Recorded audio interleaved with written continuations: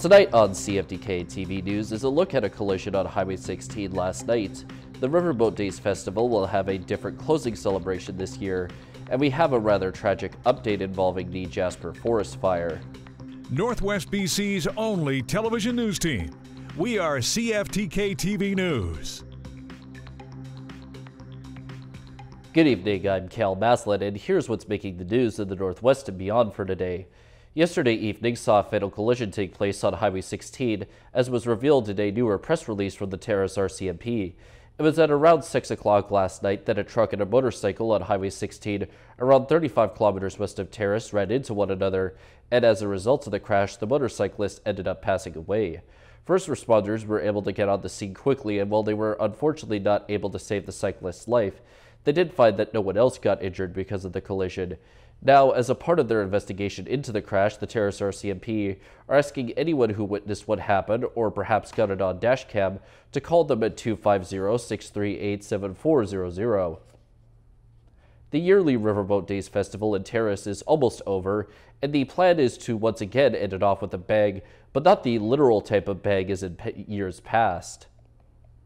This coming Sunday of August 11th will see the official end to Terrace's Riverboat Days festivities for this year, and to cap off this year's celebration, it was announced a little ways back that instead of the usual fireworks show that makes up the festival's closer, it will be a drone show instead. The president of the festival, Brian Downey, explained just how this new show will work. At the back of Christie Park, we'll have a layout area and a buffer zone, and the organizers will put 100 drones in the air. So these drones are software controlled. They have images that we've work with the company on, and they'll put these up in the air. Images are animated, and it'll be a spectacular event. The main reason given for the switch over to the drone show was due to concerns of fire hazards that are posed by fireworks. And while Downey did not have an exact time on when the show will start, he did have an estimation based on the fact that the show should happen when it's pitch blackout. Well, our estimate is between 10:30, maybe closer to 11. In that time frame. The expectation is that a lot of people will show up to the event, and as a result, various activities and vendors will be available leading up to the show so that people won't have to sit on their hands if they get there earlier. The company responsible for supplying the drones is called North Star Drone Shows. They're from Ontario, and other displays of theirs have showed up at events like the Grey Cup in the past. For CFTK-TV News, I'm Cal Maslin. A new wildfire has been deemed out of control by the BC Wildfire Service about 150 kilometers off Highway 16 between Morristown and New Hazelton. The Netazul Creek wildfire is spreading about 5 kilometers out of Netazul Meadows Park, a difficult-to-access park off of the Upper Fulton Forest Service Road. The wildfire is currently estimated at 57 hectares and is anticipated to spread. The fire is suspected to be lightning-caused and is being treated with a modified response, meaning there is currently no immediate threat to values. 85 new fires have been declared in the last 24 hours in BC. To report a wildfire, use the BC Wildfire Service app or dial 1-800-663-5555. Yesterday evening, an internet outage affected Terrace at around 8:30 p.m. Power was still working at the time, but some businesses had to resort to cash-only transactions for the remaining of their store hours. ATMs were still open, however, reports continued to come into the morning, though the amount of reports have not reached the peak that was at around 8:30 p.m. on Thursday evening. The BC government says it is working with the hospital in northern BC to bring enhanced acute care and a dedicated cardiac unit to the region. Health Minister Adrian Dix has announced the approval of the business plan for a new patient care tower at the university. A statement from his ministry says the existing hospital was built in 1958 and it's now too small to serve the needs of Prince George and the surrounding area. It says the redevelopment will more than double the current number of beds for surgical, mental health, and cardiac services, bringing the total to 211.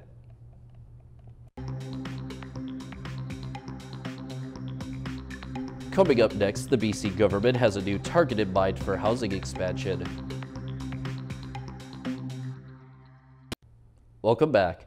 BC's Minister of Water, Land and Resource Stewardship says plans to help migrating salmon make it up the river to spawning grounds are in the works after water topped a landslide that had blocked the Chilcote River in British Columbia's central interior earlier this week. Nathan Cullen says the breach created new barriers for the fish passage, but officials will wait about a week to see if the water carves a new migration route past a choke point at the landslide site without intervention. Aside from salmon, Cullen says the other focus is on the riverbanks and slope stability, as well as impacts to cultural sites after the Williams Lake First Nation said village sites that date back 4,000 years were swept away after the breach. Williams Lake Chief Willie Sellers says documenting and preserving the historic sites along the river will be addressed when the area is safe to return to, but the immediate priority is helping the salmon. Next up is an update from Mason DePatty on how the situation with the Jasper wildfire currently is and the tragedy of a firefighter whose life was taken as a result of the blaze. Morgan Kitchen died over the weekend after a tree fell on him Saturday. An online tribute identified the Calgarian and Alberta wildfire crew member who also served both in the Canadian Armed Forces and British Royal Marines. Firefighters and first responders from all over have been paying tribute to Kitchen, who was based out of Rocky Mountain House.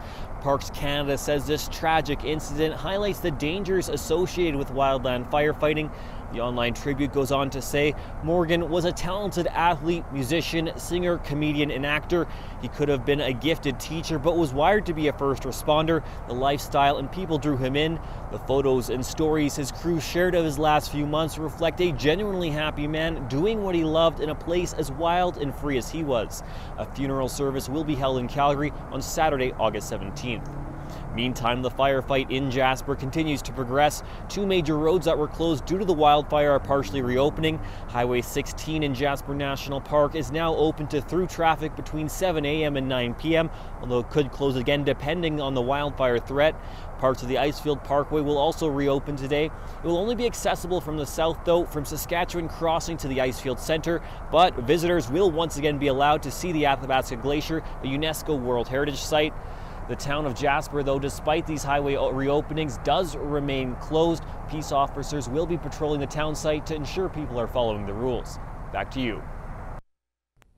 The BC provincial government has a new target in mind for their efforts to rapidly expand housing throughout the whole of the province. CTV's Brendan Strain reports. In almost every corner of View Royal, you'll see buildings under construction. We've got over 1,000 units that are being churned out. In July, the province added View Royal to its housing target list, suggesting that the small municipality needs to build 585 units of housing over the next 5 years. I don't think we're going to have any problems meeting the province's expectations for housing targets. Sid Tobias, the mayor of View Royal, does have a few concerns that comes with those units of housing. I think solid urban planning requires infrastructure. Things like storm drains, water pipes, sidewalks, and road construction, all left to the municipalities to pay for. All of this is coming very, very rapidly.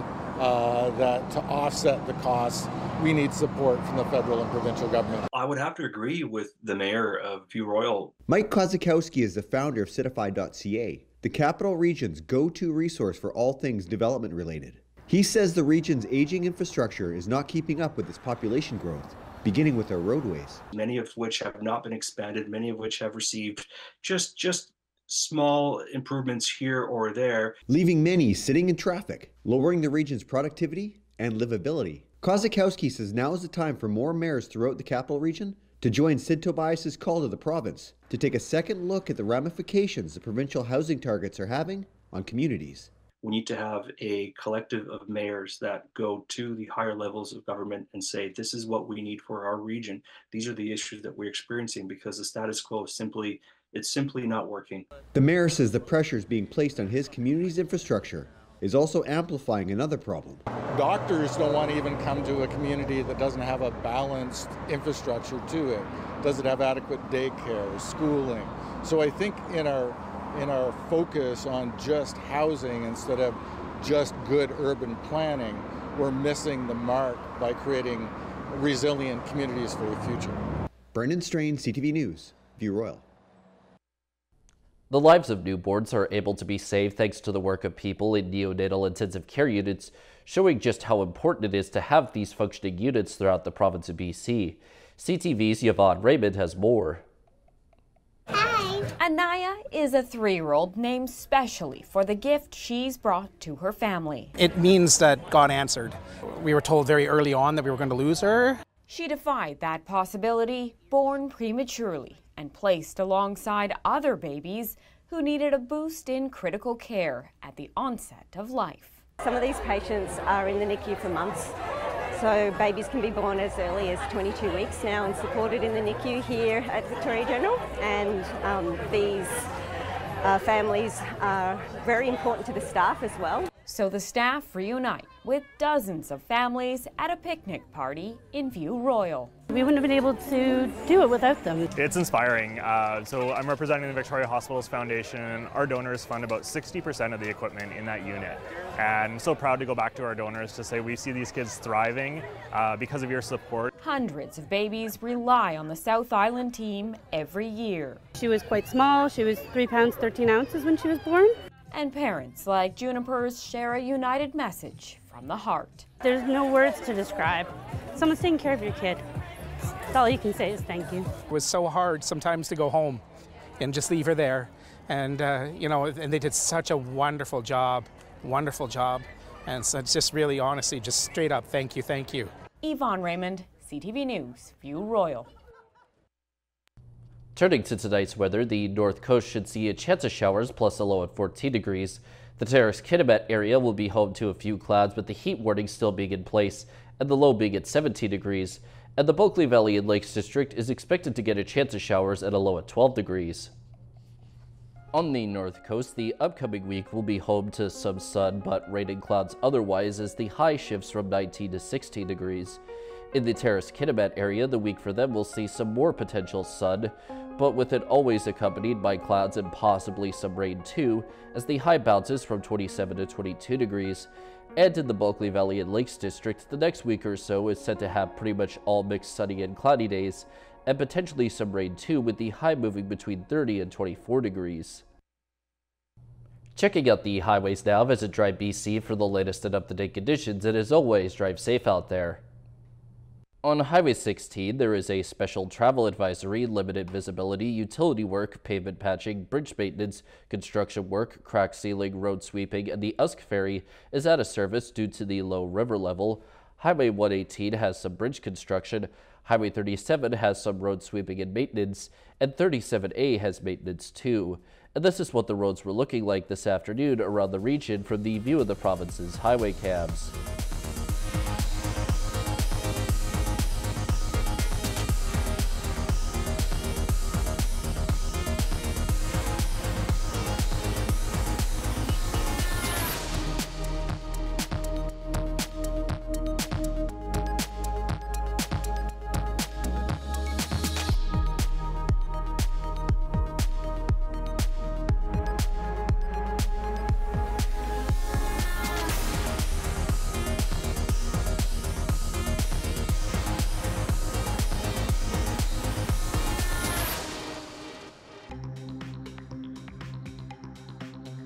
Still to come is an odd tale of airline issues actually being a positive for a woman. Welcome back. Next up is an Adam Sawatsky story on a lady learning to heal from the loss of a loved one by finding a rather large amount of nature's good luck charms. Julie Barr will never forget that day. She was working in her backyard and found her first 4-leaf clover. This is great. And then I found another one. And there's another one. A surprising discovery, seeing as Julie hadn't felt lucky in a long time. It was devastating. It was hard. Julie's mom, Carolyn, had spent 5 years succumbing to ALS. And it got to the point where she could only move her head and used an eye recognition computer to communicate with us. Although Carolyn strived to be positive, posing for her granddaughter's photo filters and promising Julie she'd find a way to keep communicating after her death, the inevitable was horrible. It's like this empty void and something is missing. Until that day, Julie kept finding those four-leaf clovers. I'm like, okay, I'm going to start mowing around this clover patch. We'll see what happens. As the circle expanded, the discovery of four-leaf clovers increased. I have now found 313 plus four-leaf clovers that I've pressed in books. After filling dozens of pages with hundreds of four-leaf clovers from that one plant in her backyard, Julie is feeling like this is much more than luck. I know it's her.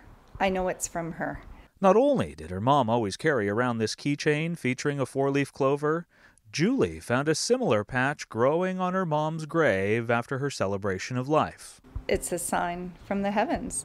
Which is why Julie vowed to keep mowing around the plant and placed a pair of chairs in her mom's favorite color beside it. I like to think she's sitting there in the other chair beside me, and we're looking for clovers together. Well, some say luck is what you make it. Julie has found that if we keep our eyes open to the positive possibilities that surround us, grieving and eventually healing is too. Adam Sawatsky, CTV News, Langford. Toronto recently was home to an incident that resulted in a man being fatally wounded by gunshots in the middle of the night, and it took place in a suburban neighborhood.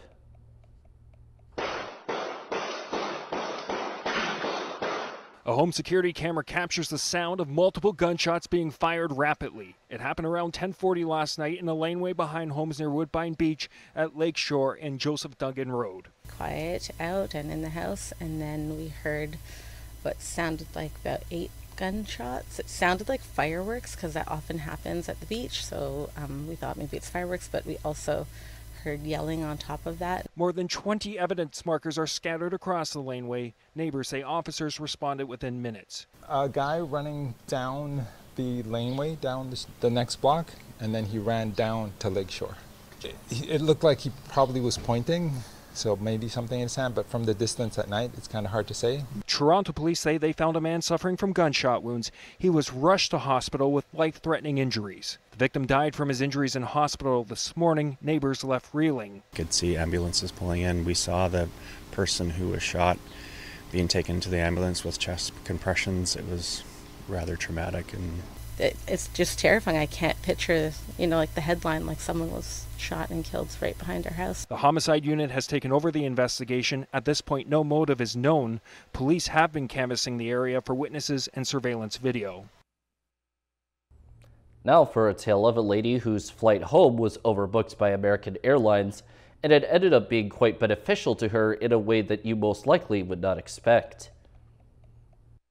All right, everybody, look alive. We've made it to Camp American Airlines. Susan Berry's flight home from Italy was oversold, and she says the American Airlines gate agents were offering $1,200 travel vouchers to fly out the next day. Yeah, this is awesome. We're getting money to stay in Italy. The next day's flight was also oversold, and the day after that too. When I found out that there was potentially a 2-week opportunity to do this, that's when I started being like, cha-ching, cha-ching, cha-ching. Who's ready for day 2 of American Airlines overbooked my flight? Because I'm staying again. I'm taking that money, honey. She wasn't just stacking travel vouchers. She says American also set her up with a free hotel with her meals paid for. We had a 3-course meal, all provided by American Airlines. And even arranged a car service from the airport. So again and again, Susan returned to the airport fully intending not to get on her flight. I'm looking for a volunteer today. I'll do it! I'm at $3,600 and counting. I'm trying to get up to $10,000 and then travel the world. And while you may not be as ambitious or outgoing as Susan, I was convinced you were gone. I'm here. You can't get rid of me. Experts say flights are oversold a lot. And if you have the flexibility, you can make thousands of dollars plus extras, especially if you negotiate. Airlines have a secret menu as well. This can be things like lounge passes or even a business class seat. And Susan did eventually make it back home to Philadelphia, as her 4th flight sadly had enough room for her on board. I was just getting started, so I was mentally prepared to stay for 2 weeks. And now we turn our attention to the stock markets. The Canadian dollar is up 6/100ths of a cent. The price of gold is up $10.10. Oil is up 65 cents. Natural gas is up 1 cent. Aluminum is down $14. In Toronto, the TSX is up 85.69 points. The Venture Index is down 4. In New York, the Dow Jones is up 51.05 and Nasdaq is up 85.28.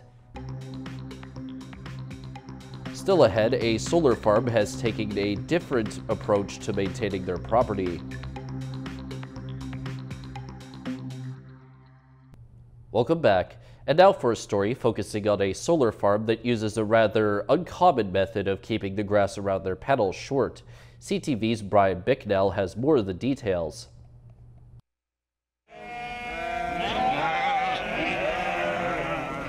You've probably never seen a landscaping company quite like this. The workers complain a lot, but the grass gets cut, the weeds get pulled, and guard dogs Ned and Ivy keep them in check. But whenever they see Brent and I, they think they're going to get new food, so they're very loud sometimes. They are always hungry, not for a lack of nothing to eat, but they just like to make noise and just be loud constantly. This flock of sheep belongs to Mika and Brent Pellibour of Angus Creek Farms near Sarnia. The woolly mowers maintain vegetation at Sarnia Solar, one of the country's largest solar farms owned by energy company Enbridge. There are 275 sheep in this flock, and they're covering about 85 acres of property. As you can hear, they're pretty vocal, but they're good at their jobs. I mean, obviously they love eating grass. They're small, so they can get under the panels and maneuver them easily, whereas it is a little bit more difficult for a person in a lawnmower to get under there. This solar farm has more than 1.3 million solar panels. It produces 80 megawatts of electricity, enough energy to power between 14,000 and 16,000 homes. Producing the power that we produce, you know, and we're not taking a giant footprint up, and now we're also stabilizing another resource as well by having the sheep come in and they get to feed off of the area. A pilot project for 2024, Enbridge says the four-legged lawn cutters could eliminate the need for pesticides. They also support growth of native flowering plants. The company is monitoring for other possible benefits as the ewes and Ned and Ivy complete their summer internships. They're kind of quirky animals in general. Yeah, they definitely are entertaining. In Sarnia, Brian Bicknell, CTV News. The Canadian and Australian defense ministers have come together to strengthen the country's relationships and pool their collective ability to respond to global challenges and malicious cyber threats. Defense Minister Bill Blair met with Australia's Minister of Defense Richard Marles in Vancouver to discuss bilateral relations and defense. The ministers say they have committed to strengthening the defense relationship between Canada and Australia, reducing barriers for their armed forces to work together and train with each other's military aircraft. The officials reiterated their support for an independent Ukraine, reaffirmed a call for a ceasefire in Gaza, and voiced concern over China's expansive maritime claims in the South China Sea. That's all of our news for now. From everyone at CFTK-TV News, I'm Cal Maslin. Thanks for watching.